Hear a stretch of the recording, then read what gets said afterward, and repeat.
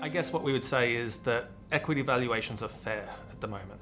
You know, they are reflecting uncertainty and the potential of recession, but they are also reflecting the fact that, you know, that there is still very low unemployment. There is still, you know, a lot of strong characteristics out there that suggest that returns could rebound and could be very strong.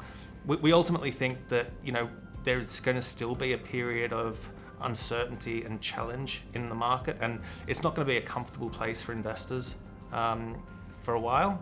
But we are getting through that change, and we feel that, you know, towards the end of this year and early next year, you know, a lot of the bigger questions will have been resolved, and we'll start rolling into those positions that will stick with us for a large part of the next trend. We see benefit in having that sort of focus on clear and present profits. You know, that we're not looking for companies that may make money in the future. We're looking for companies that are making money now. And that's not to say we have zero exposure to growth. We do believe in growth longer term, but we've just sort of, you know, tilted towards value over the last year or so. The recent run on AI stocks is rather interesting. It's far too soon for us to delve too deeply into the individual names. Obviously, this has been a long-burning trend. You know, there's not that much new around AI, and all you have to do is look at a long-term chart for Nvidia shares, and you'll realize, you know, that they didn't just pop up this year. I think what has changed is public awareness of AI, and of course that's driven investors into the AI space. You know, AI is a fascinating space. It's not just going to change investments, as in it's not just going to provide attractive investments, but it's also going to give us it's also going to totally change efficiencies within businesses. You know, if you've had a chance to use, you know, Google's Bard, which is quite similar to ChatGPT, only live, you know, it's dealing with live data, or even ChatGPT.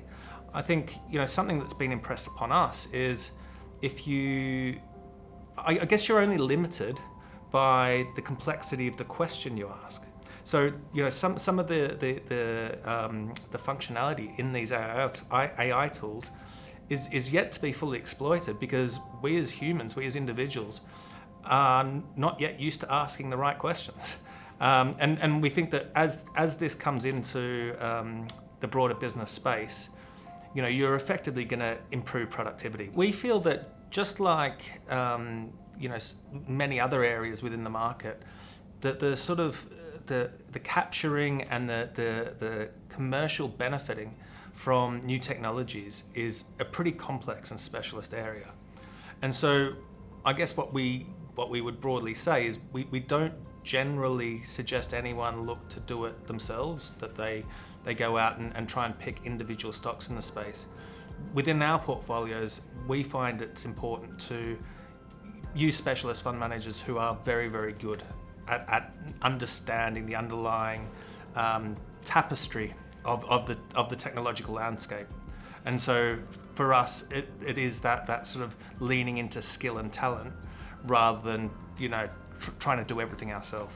There's going to be a lot of natural resources required to decarbonize the planet, and it is becoming more broadly accepted that miners are part of the solution. And, you know, we actually reflected that. We took on the copper miner, Oz Minerals, within our direct equities responsible investment strategy last year as part of this thematic. And I guess we were a little bit too successful in the sense of it would seem that BHP saw the same thing and has actually bought out that company. And so what has ultimately been some good performance for those clients that are engaged with that strategy, it does also mean that we now need to go and find another copper company or something else to do that heavy lifting.